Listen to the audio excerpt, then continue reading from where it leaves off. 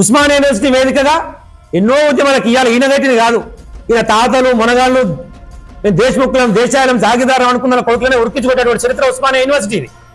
ఈ రేవంత్ రెడ్డి అంటే చాలా మందిని చూశారు. ఈయన కూడా 60 ఉద్యమాలు చేసి చాలా మా మీద తగినటువంటి పరిస్థితి ఉంది అప్పుడు మా ప్రభుత్వం నడుస్తప్పుడు. ఇలా ఉస్మానియా యూనివర్సిటీలో ఎలాంటి ధర్నాలు చేయొద్దు, రాస్తారోకాలు చేద్దని చెప్పి ఆర్డర్ ఇప్పించింది. ఉద్యమాలకు పురిటి కట్టది ఇప్పుడు కొడతాను ఉస్మానియా యూనివర్సిటీకి బడలు తీసి ఓడి కొడతారు చూద్దాం. ఇక ఉస్మానియా యూనివర్సిటీలో ఉద్యమాలు చేయాలన్నా వద్దా నువ్వు డిసైడ్ చేస్తావు. నువ్వే అన్నాగా ప్రజాపాలన అని చెప్పి ఇంత భయం ఎందుకైతే మరి నీకు? ప్రజాపాలనే కదా నీకు, ఎందుకైతే ఇంత భయం? దాన్ని కూడా తీవ్రంగా ఖండిస్తున్నాం. వెంటనే వాటిని వెనక్కి తీసుకోవాలి. ప్రజాస్వామ్యంలో నిరసన తెలియజేసే హక్కు ప్రతి ఒక్క భారతీయునికి ఉంటుంది. అంటే తెలంగాణ రాష్ట్రంలో ప్రతి ఒక్క తెలంగాణ పౌరునికి ఉంటుంది. ఆ ఉస్మానియా యూనివర్సిటీ అనేది కూడా వేదిక, దాన్ని కూడా వెంటనే వెనక్కి తీసుకోవాలి. ఉద్యమాల ద్వారా అణచివేస్తాము, ఎవరిని మాట్లాడనీయము, ఎవరైనా మాట్లాడితే జర్నలిస్టు జైలు వేస్తాము, ఎవరైనా నాయకులు మాట్లాడితే అక్రమ కేసులు పెడతాము, ఉస్మానియా యూనివర్సిటీ విద్యార్థులు మాట్లాడితే వాళ్ళ మీద కేసులు పెడతామంటే భయపడటానికి ఎవరు సిద్ధంగా లేరు ఇక్కడ. ఇలాంటి వారి తాతల చాలా మందిని చూసి అలిసిపోయి వచ్చింది సమాజం.